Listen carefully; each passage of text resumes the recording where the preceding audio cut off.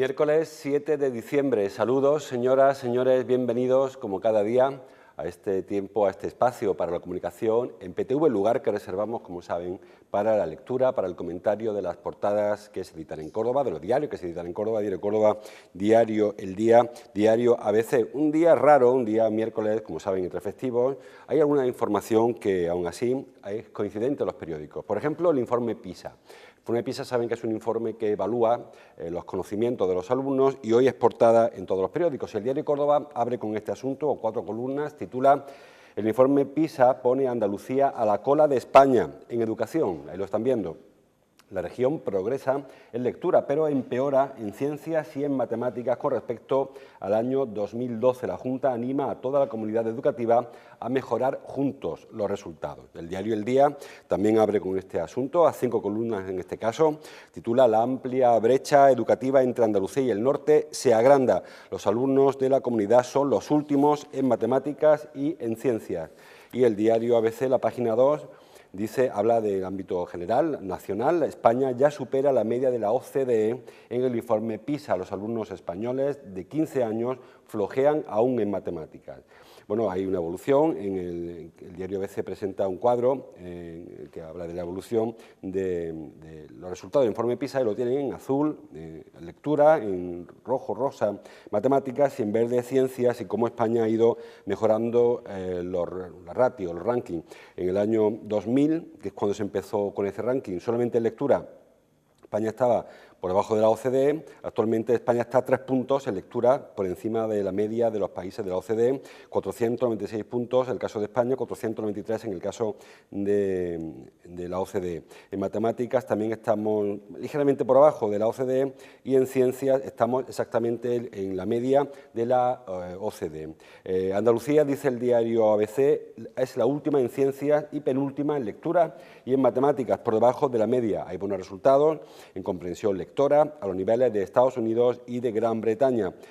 Gomendio, la secretaria de Estado: la brecha entre las comunidades solo se corregirá con evaluaciones externas, que es un poco la reivindicación de las pruebas selectivas, que, como saben, estas reválidas que están siendo tan cuestionadas por la comunidad educativa. Bueno, el informe PISA salimos siempre mal parados. Los andaluces, los españoles en general, saben que se hace una media, se hacen unos estudios por distintas comunidades.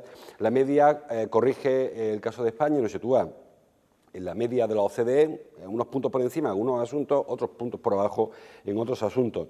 Pero, como les digo, en el caso de andaluz, pues no hay ningún tipo de excusa, y Andalucía está por debajo de la media española en cuanto al informe PISA, que, repito, lo que hace es evaluar el nivel de información de nuestros alumnos.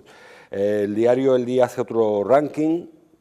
En este caso, dentro de lo que es Andalucía, la incompetencia en ciencia, es decir, en ciencia estamos los últimos, el primero Castilla y León, luego Madrid, Galicia, Navarra, los últimos Andalucía. En el caso de comprensión lectora, Andalucía es penúltima, solamente nuestros alumnos tienen mejor comprensión lectora que los alumnos extremeños, de nuevo Castilla y León la primera, y en el caso de matemáticas somos los penúltimos, por detrás de Canarias.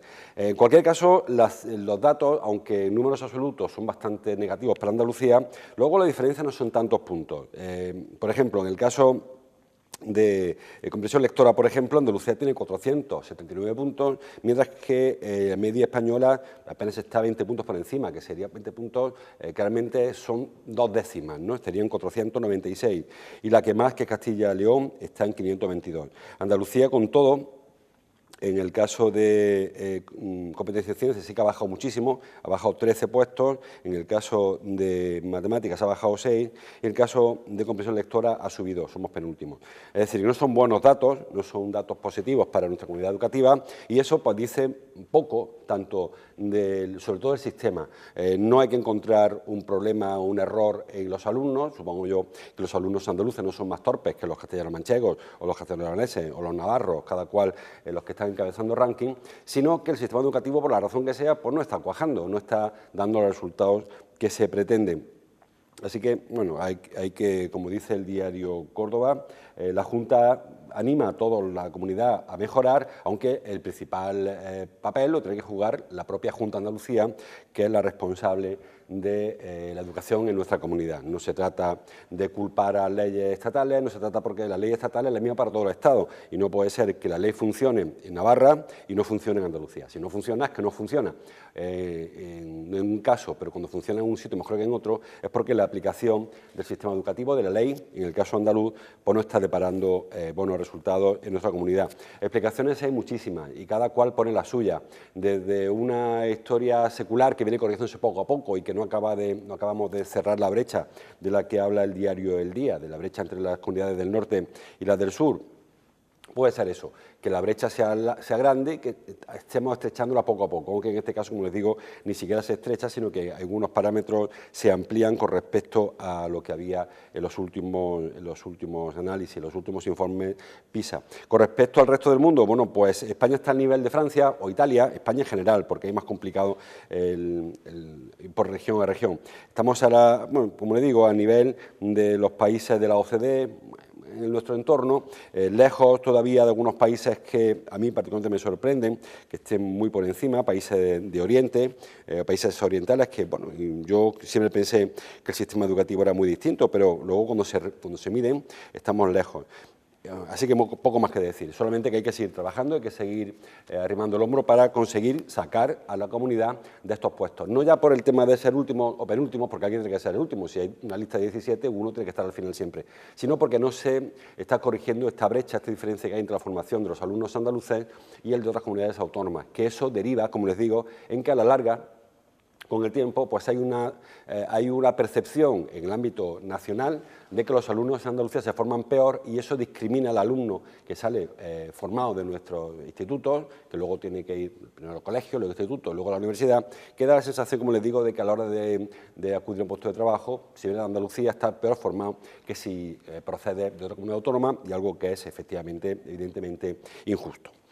La foto del diario Córdoba también es local, es una foto de la puerta del puente y pone puente a tope, juega con este juego de palabras.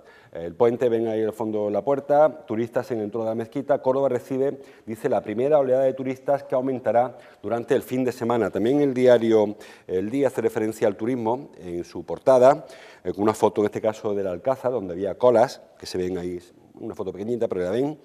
Martes festivo de colas, buena climatología y terrazas llenas. Miles de personas se dan cita en el casco histórico y en el centro. En el diario ABC he visto una referencia también, haber visto páginas dentro, también hay referencia a la respuesta del turismo ante el puente, este puente extraño, como le decíamos la semana pasada, el lunes, parece que fue la semana pasada. Es un puente raro porque no hay vacaciones en los colegios, con lo cual las familias que querían tomar unos días, pues no han podido, porque tanto el lunes como hoy miércoles como el viernes hay clase en todos los ámbitos, desde infantil hasta la universidad, con lo cual eso ha dificultado que las familias tomen el puente. Y luego es un puente demasiado largo, había que elegir entre la primera parte del puente o la última. Todo apunta a que habrá más personas que tomen el viernes como festivo, con lo cual a partir de hoy a las 3 se iniciará la segunda parte de este puente, que parece más atractivo, repito, que la primera parte. Podían tomar miércoles tarde, jueves, viernes, sábado, domingo, con lo cual se espera que la afluencia de turistas sea mayor en esta segunda etapa del puente, en la parte de la Inmaculada. Ahí saben, ahí vimos el Día de la Constitución, pues el Día de la Inmaculada sea más festivo que la primera parte de este puente. En cualquier caso, la respuesta de turistas, si ayer pasearon por la Judería o pasearon por la Ribera, pues hay muchísima gente en la calle, como dice el diario El Día, la meteorología, bueno, dice climatología, yo creo que mejor la meteorología acompañó.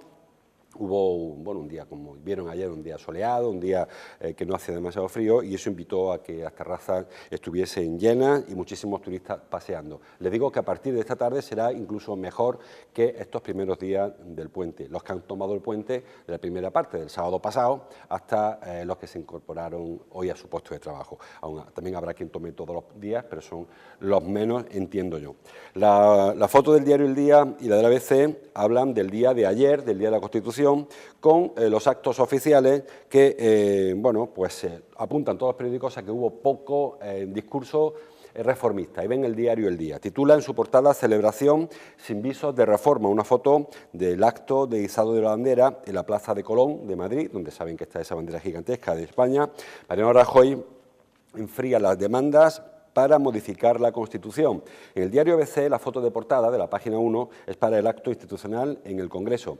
La presidenta del Congreso, la ven ahí en medio, recibió ayer el aplauso de todos los presentes tras su discurso en la Cámara Baja, entre ellos Rajoy, y a su izquierda Pío García Escudero, que es el presidente, como saben, del Senado, junto a ellos Ignacio Prende, Micaela Navarro, Rafael Hernando, Antonio Hernando, Albert Rivera, en fin, miembros de la mesa del Congreso y líderes de los distintos partidos que se dieron cita ayer en el Congreso.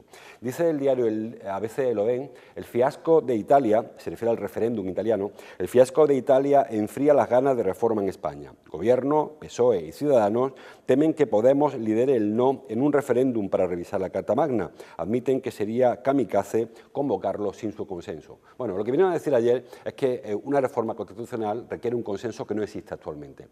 Yo creo que todo el mundo coincide en que hay que cambiar la Constitución. Lo que no coincide en cada cual es hacia dónde hay que cambiarla. Porque mientras que hay unos partidos que entienden que los cambios son muy claros, por ejemplo, hacia el Estado directamente, como puede proponer Podemos, plantear la estructura de Estado, incluso el gobierno, si es monarquía, si es república. Hay otros partidos que pretenden cambiar el Senado, otros prefieren cambiar el marco territorial y darle más competencia o cambiar algún tipo de concepto en cuanto a nación, en cuanto a comunidad autónoma. Como les digo, no hay un consenso. Todo el mundo coincide en que la Constitución que cumplió ayer 38 años, necesita ya un lavado de cara, necesita alguna reforma, porque son muchos años, pero no se está claro hacia dónde. De manera que parece que hay un grupo que sería el que encabeza el Partido Popular junto a Ciudadanos y quizá el PSOE, que van en una línea, y Podemos y los nacionalistas que irían hacia otra línea.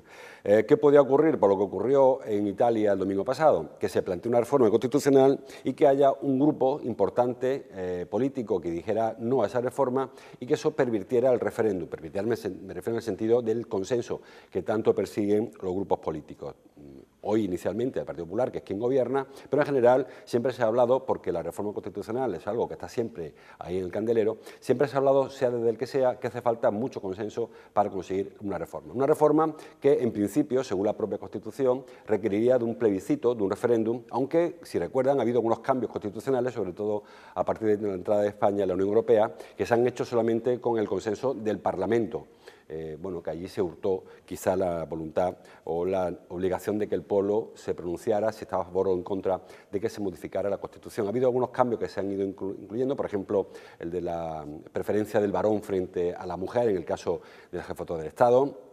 El tema que le digo de una cesión de soberanía a la Unión Europea, en el caso cuando entramos en la comunidad, pero fueron medidas muy consensuadas que no requirieron, al menos a juicio de nuestros políticos, el refrendo, el plebiscito que lo refrendara, que lo autorizara.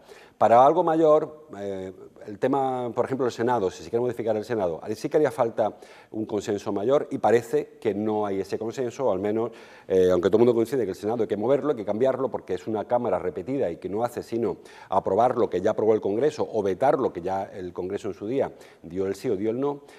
Hay un consenso en que hay que cambiarlo, pero no hacia dónde. Hay unos partidos que pretenden que el Senado español sea un poco a la alemana, que es un Senado muy territorial, en el que apenas si hay presencia, solamente se recoge la representación de en el caso de Alemania, los estados, que saben, Alemania es un país federal, un estado federal, y cada estado envía al Senado pues una representación para que allí debatan y que allí den el visto bueno o no a las reformas que se apliquen o las leyes que se aprueben en el ámbito nacional. O en americano pasa igual, en americano tienen su Cámara, su Senado, en el cual se representan los distintos estados que pertenecen a Estados Unidos. En España, como no es un estado federal, aunque casi, digo casi porque las competencias que tienen comunidades autónomas como el País Vasco, Navarra o Cataluña son superiores, en ocasiones son mayores que las que tienen estados federales, por el caso de Alemania, donde hay estados dentro de Alemania que no tienen capacidad legislativa como que sí que tienen en España, repito, Cataluña, País Vasco, Andalucía, incluso que puede dictar leyes. Bueno, pues España es un estado cuasi federal, pero no tiene esa cámara de representación territorial que sí que tienen, por ejemplo, Alemania o Estados Unidos. Hay quien directamente decide o propone que el Senado se disuelva, no sirve para nada, según muchos, porque es una cámara repetida, se hace lo mismo que en el Congreso, pero en una segunda parte, y hay quien aboga porque el Senado tenga una menor representación, menos senadores, más concreto, en fin, cada cual propone su reforma. Por eso digo que el consenso, como bien señala el diario ABC, no parece que hoy esté garantizado, y para evitar que haya un referéndum fallido, como ocurrió en Italia, pues se posterga la reforma constitucional. Decíamos el otro día que los referéndums últimamente se están perdiendo. Los grupos que proponen un referéndum están siendo muy contestados.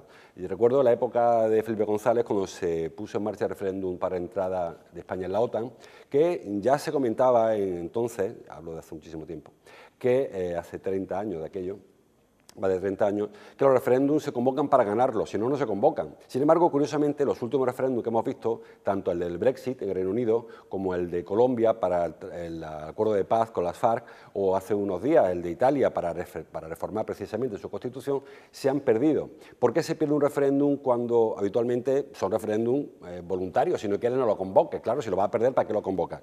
Pues porque parece que hay una reacción de ámbito global de que la ciudadanía está descontenta con su gobierno, sea el gobierno que sea. Siempre hay algo por lo que criticar al gobierno, algo que hasta ahora pues no venía ocurriendo menos o no ocurría directamente. Y eso pone en riesgo que cualquier consulta que plantea un gobierno se encuentre con mucha respuesta a la calle, porque hay un grupo que lo propone y todo el resto, tanto por su derecha como por su izquierda, como fuera del arco parlamentario, que están en contra de esa reforma. Así que yo coincido en que hay que primero plantear un consenso en ámbito político y luego plantearlo a la ciudadanía, porque un proceso fallido de reforma condenaría a tener mucho más tiempo a posponer una reforma cierta, una reforma que al final fuera efectiva. Así que yo coincido que lo primero es garantizar un consenso el máximo posible entre las formaciones políticas y luego trasladarlo a la ciudadanía. En cualquier caso, la ciudadanía tiene, lógicamente, el derecho a opinar y creo que debe ser así, y así será cuando se abra el melón de la reforma constitucional. Bueno, más cosas. El diario Córdoba trae en su portada un cintillo, otra información sobre la remodelación de Aucorsa. Una remodelación que se viene anunciando pero que no acaba de hacerse efectiva. Titula: Aucorsa remodelará poco a poco sus líneas de enero a mayo. Habrá cambios en 8 recorridos para llegar a más usuarios y reforzar los nuevos barrios. Bueno, el actual modelo de Aucorsa, con algunos cambios pequeños, tiene ya 4 años, con lo cual parece, igual que hablamos de la Constitución, pues en este caso quizá con más razón porque la ciudad se mueve y Aucorsa se ha movido poco los últimos, como digo, 4 años. Se han ido detectando una serie de disfunciones en líneas que hacen recorridos por zonas donde aún no vive mucha gente, porque se previó un desplazamiento de la población hacia sitios que luego no se ha producido, o se han abierto el núcleo de concentración de usuarios de Aucorsa, hablo por ejemplo de ambulatorios, donde no hay suficiente servicio. Entonces, bueno, se planteó ya hace algún tiempo la necesidad de modificar al menos 8 líneas de Aucorsa, según lo que han ido hablando los técnicos de Aucorsa, con los vecinos también, que han intervenido, lógicamente, con tráfico. Y se ha decidido que sí, efectivamente hay que ponerla en marcha, pero no se va a hacer de manera traumática de un día para otro, sino que se va a ir poco a poco implementando. Parece que la línea donde antes se va a trabajar va a ser la línea 7 y la 9, línea 7 que va a dejar de entrar en Costa Sol y la 9 que se va a acercar por el ambulatorio, por el Centro de Salud de Castilla del Pino, el de las Setas, porque, bueno, como les digo, son puntos que con el tiempo se ha visto que hay que implementar, que hay más tráfico del habitual, que los autobuses vienen más llenos y, sin embargo, pues no hay suficiente cobertura. No solamente interviene Aucorsa en este cambio de recorridos, porque habrá incluso que modificar las marquesinas, cambiarlas de sitio, con lo cual interviene también infraestructura. Incluso la empresa, saben que Córdoba tiene hace bastante tiempo adjudicado una firma, JCDecaux, la marquesina, el mantenimiento de las paradas, y también que esa empresa tendrá, lógicamente, que trabajar. Incluso hay algunas líneas donde habrá que podar árboles, porque el autobús que va a Ramón 21 va a pasar por sitios donde ahora pues no cabe porque la vegetación, los árboles de las aceras impide el paso. Es decir, que parece más complejo. ¿De enero a mayo será mucho tiempo? Bueno, esperemos que nos lo presenten pronto el plan de actuación para que podamos ver si bueno, es el que los vecinos vienen reclamando, que ya se viene hablando de él hace mucho tiempo y Cebrián así lo dijo, el gerente de Aucorsa, que es un plan muy consensuado, muy participativo, donde muchos vecinos han pedido, han solicitado y aparte donde se está viendo a Aucorsa, porque Aucorsa tiene sus estadísticas, se sabe que hay autobuses, hay coches donde a algunas horas van prácticamente vacíos y hay horas donde hay que duplicar el servicio porque los usuarios pues, se duplican. Y no se puede hacer porque eso perjudica a todo el sistema, a todo el entramado, porque no es sencillo, claro, los coches son los que son, no se puede aumentar la frecuencia de paso o disminuir, según el caso, porque eso modifica todo el planning del día y hace que no sea el sistema el idóneo. Les digo que el actual modelo tiene 4 años, se han modificado algunos aspectos porque durante ese periodo ha habido que mover alguna cosa, pero parece que hasta mayo no habrá el cambio definitivo, bueno, definitivo por ahora, luego habrá que pensar en el siguiente. Saben que las líneas de Aucorsa se mueven porque la ciudad, como les digo, se mueve. Los últimos meses se está viendo cómo vuelven las grúas, algunos barrios de Córdoba, a la zona de la prolongación del Zoco, a la zona de Huerta de Santa Isabel, del Hipercor, y eso hace que se prevea pues, que haya una inyección de habitantes en esa zona, de potenciales usuarios de Aucorsa, y hay que dotarlos de servicios, lógicamente, precisamente para intentar impedir que esos grupos de población que viven en barrios retirados del centro tengan que ir al centro con su coche. Si se abre un bloque, viven 500 personas de estos bloques grandes y no se le pone un tubo a la puerta, pues obliga a mover 100 vehículos cada día, 100 o 200, para ir al instituto, para ir al trabajo, para ir de compra, lo que sea. Así que Aucorsa tiene que moverse al ritmo que lo hace la ciudad. Bueno, más cosas. Otra coincidencia, bueno, también el diario Córdoba, que no lo he dicho, habla en su portada del tema de la Constitución, con el mismo tenor que hemos visto antes. Rajoy enfría las expectativas sobre una reforma de la Constitución. PP y PSOE recelan y exigen un consenso mayoritario, que es un poco lo que yo les venía contando. Termina el diario Córdoba con otra información que también repiten otros periódicos. Titula: el Ayuntamiento advierte de que será, no incondicional, sino en futuro, será muy riguroso con los petardos. Un bando municipal establece sanciones que van desde los 100 hasta los 600.000 euros, en concreto 601.000 euros. Es la multa máxima por el uso de estos artefactos pirotécnicos que tanto molestan, a mí particularmente. El diario El Día también habla de este asunto en su portada, muy parecido. El consistorio avisa de las altas multas por el uso de petardos, titula, muy parecido. Bueno, multas que afectan a todos los niveles, el nivel de la venta, el de la manipulación y el de explotarlo, el de pegarle fuego y que aquello bueno, afecte, como saben, especialmente en ciertas zonas, en ciertas horas, etcétera, etcétera. Están prohibidos vender petardos, sobre todo a menores de edad. Hay una normativa muy específica que yo no sé hasta qué punto se cumple o se incumple. Saben que es muy frecuente encontrar por la calle establecimientos que con un cartel se venden petardos y que no todos tienen los papeles en regla, ¿no? Bueno, pues eso hace que el Ayuntamiento vaya dictó un bando que se publicó, se repartió ayer, que se ha puesto en los escaparates, los periódicos, etcétera, en el que se anuncia pues la manipulación. Bueno, habla de la prohibición de venta, manipulación y uso de petardos y otros artificios pirotécnicos en las vías públicas y privadas, con sanciones, repito, desde los 100 euros hasta los 601.012 euros. Con además la incautación del material y cuya firma se realiza tradicionalmente en estas fechas navideñas, dice el diario El Día en este caso.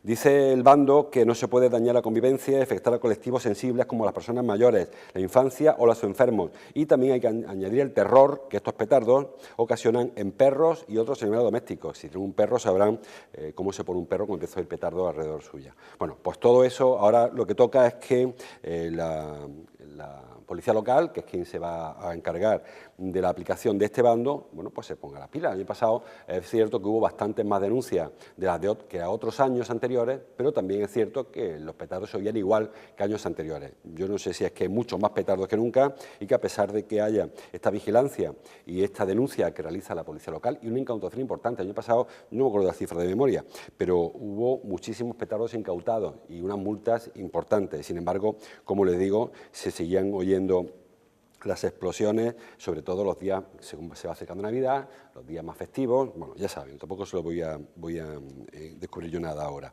Hay una ley del Gobierno central, una ley estatal, en el cual, un reglamento en el que se normativiza, si quieren, se reglamenta cómo se tienen que proceder la venta, la manipulación de estos artículos pirotécnicos y cartuchería, que se llama así. ¿Qué locales tienen licencia?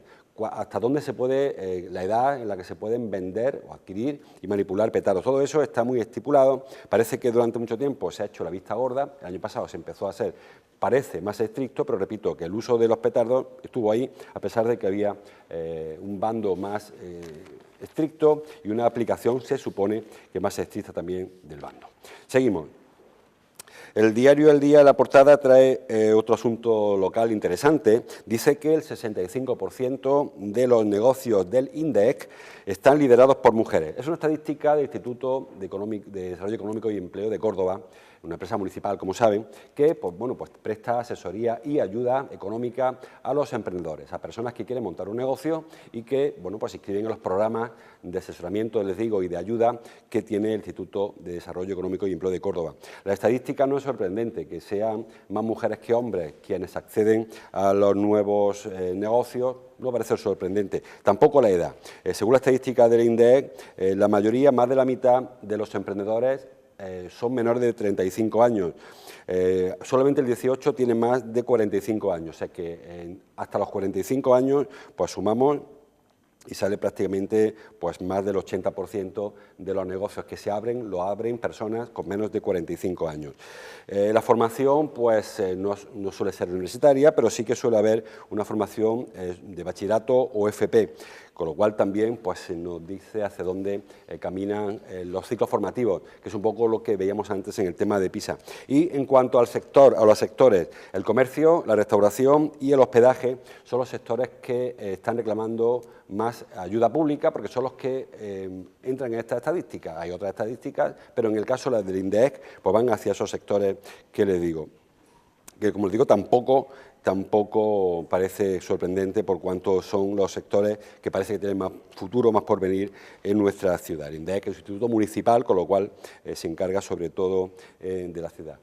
Por barrios, Cañero y La Margarita son los barrios donde ha habido más solicitudes, que tampoco parece sorprendente. Son barrios, en el caso de Cañero, es un barrio donde hay poco negocio y parece que es un barrio propicio para ello, y Margarita, que es una zona de expansión también, sobre todo con la apertura de los barrios de la carretera de Trasierra hacia la izquierda y la modificación de algunos barrios también por aquella zona. Bueno, pues son estadísticas que no aportan muchas novedades, pero sí que nos invitan, sobre todo a personas que estén pendientes de eso, de abrir un negocio, que sepan que hay hay muchas formas, La INDEC es una de ellas. Las ayudas medias rozan los 1.600 euros por negocio.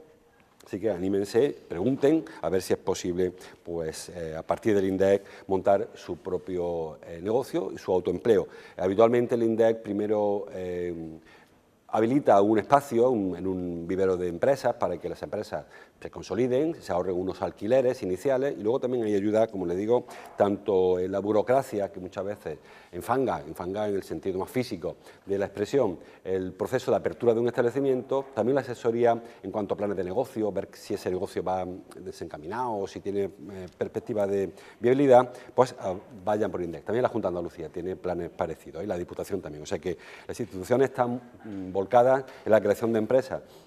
Son empresas que, aunque no diga esa estadística, lo añado yo, no suelen crear mucho empleo, son casi más autoempleos, son microempresas, pero bueno, por algo se empieza, algunas de ellas sí que prosperan y al final acaban creando bastante empleo.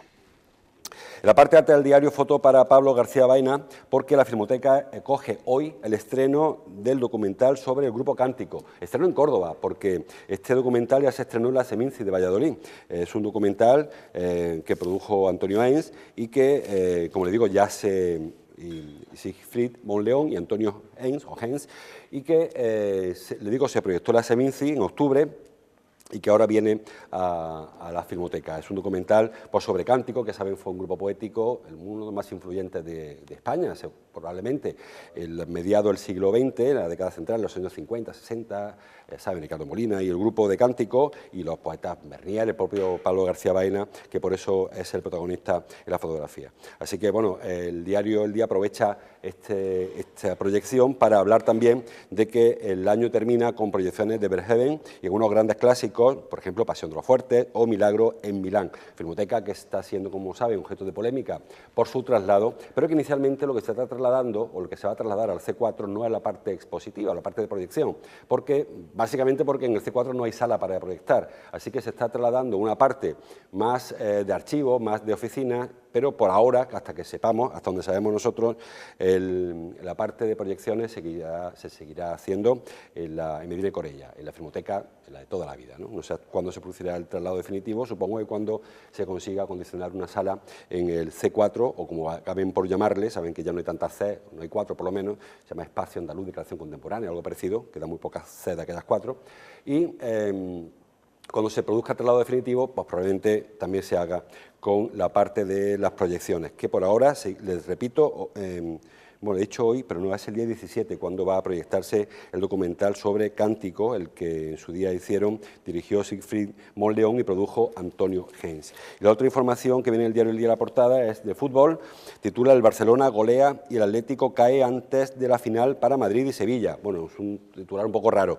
Hoy hay segunda jornada Champions, hoy es la final para Real Madrid y para el Sevilla. El Madrid se juega a ser primero o segundo de grupo, el Sevilla se juega a estar o no estar en segunda fase. Saben que el Sevilla no suele ir bien esta primera fase de Champions, casi nunca, suele caer eliminado, pero luego gana la Europa League, con lo cual casi acaba mejor de lo que empieza. El Madrid lo tiene más o menos fácil para ser primero de grupo, y ayer el Barça, que le metió 4 al Borussia de Mönchengladbach, y el Atlético que perdió, los dos son primeros de grupo, aunque, y me meto en terrenos que no me toca mucho, pero hay quien dice que en esta edición de la Champions que es peor ser primero que segundo, porque hay muchos favoritos que han quedado segundos, con lo cual puede ser que se enfrenten en cruce directo a los primeros. Bueno, ya llegará. El ABC también habla de fútbol en la portada. No habla del Barcelona, habla del Madrid, que juega hoy, como les decía, con foto para Zidane. El Madrid se juega hoy pasar a octavo de Champions como primero, que es lo que les contaba. No recuerdo contra quién juega, pero pues, seguro que los aficionados ya lo saben. Bueno, no lo sé, no me acuerdo. Yo esas cosas no lo llevo, a ver si lo encuentro así rápidamente, se lo digo. Contra el Borussia de Dortmund. Pues hoy juega a las 9:15, y el Sevilla juega contra el Olympique de Lyon. Creo que el Sevilla puede incluso perder por un gol y seguiría estando en la segunda fase, en la fase de cruce de la Champions. Terminamos, el diario ABC trae un par de informaciones locales todavía.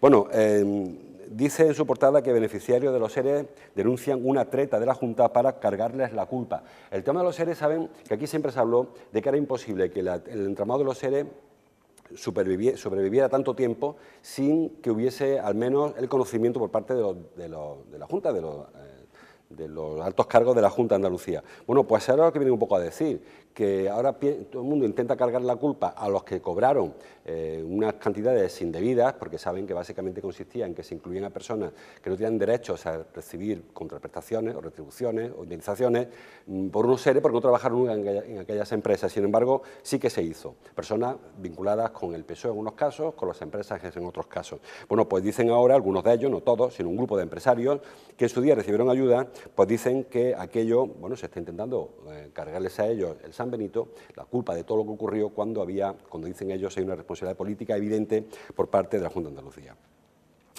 Santa María se refiere a Soraya Sáez, la vicepresidenta, viaja a Cataluña por tercera vez en un mes para reforzar la presencia del Gobierno. Bueno, parece que han aprendido la lección de la anterior legislatura, no la cortita esta que tuvimos de juguetes, sino la anterior, la larga, donde hubo una dejación, entiendo yo, del Gobierno hacia territorios, no digo hostiles, porque tiene una connotación que no me gusta nada, pero sí es cierto que parece claro que Cataluña tiene un peso en nuestro país, en la tercera parte del PIB, que necesita que haya una presencia mayor del Estado.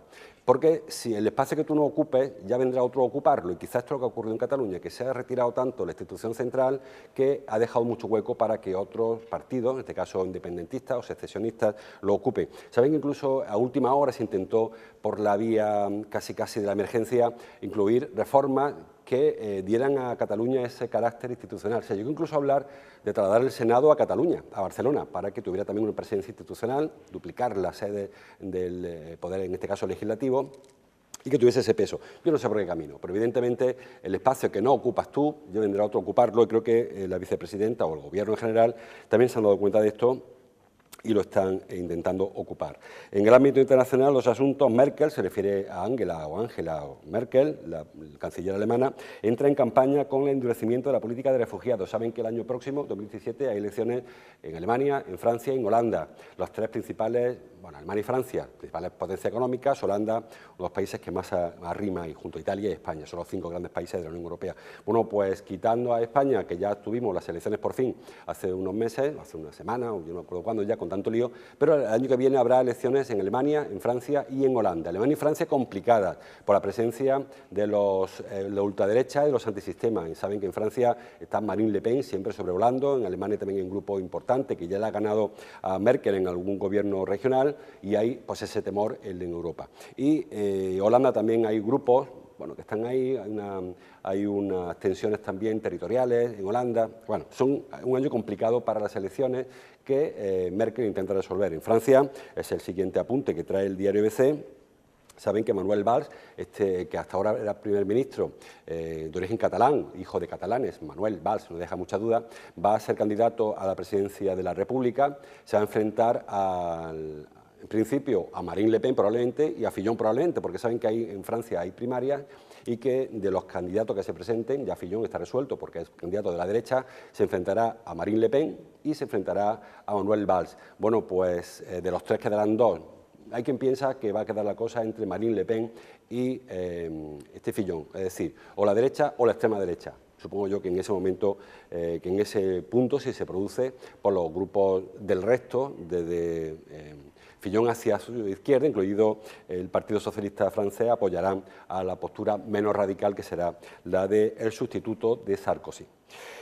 Y bueno, hay un asunto local que se me ha pasado.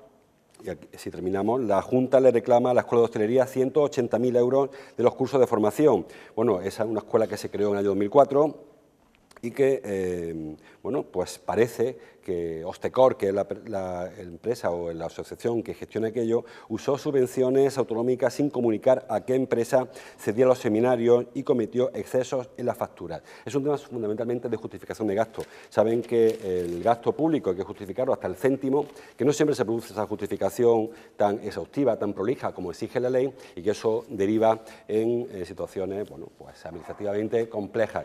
No quiere decir que no se haya gastado, no significa que no se haya invertido en lo que se previó inicialmente, sino que no se ha justificado y que, por lo tanto, mientras que sí, mientras que no, hay que devolver esas cantidades, que habitualmente luego se llega a un acuerdo para que no sea tan así, tan devolver todo, porque no creo que sea fácil devolver esas cantidades, sobre todo cuando son algunas de ejercicios de hace bastante tiempo. Bueno, pues se resolverá, supongo, y si no, se lo contaremos también en esta misma sección. Les dejo, como cada día, con Ana Espino, con su desayuno. Hoy está con ella Raquel Toledo, nuestra amiga del mundo del teatro, Raquel Toledo. Hablarán ahora durante el desayuno. Nosotros volveremos el próximo viernes, mañana fiesta otra vez. Así que otro saltito, el viernes nos vemos.